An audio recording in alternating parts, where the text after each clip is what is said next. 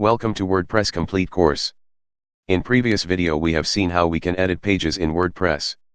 And in this video we will learn how to delete pages. To delete page, click on Pages. After that click on All Pages. Now here you will see your all pages.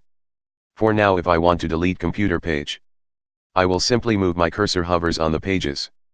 Then few options get displayed below computer. Click on Trash. Now our page has been moved to trash. If you want to restore the deleted page, simply click on Trash. And then click on Restore. And if you want to delete permanently, click on Delete Permanently option. So this is how you can delete and restore pages in WordPress.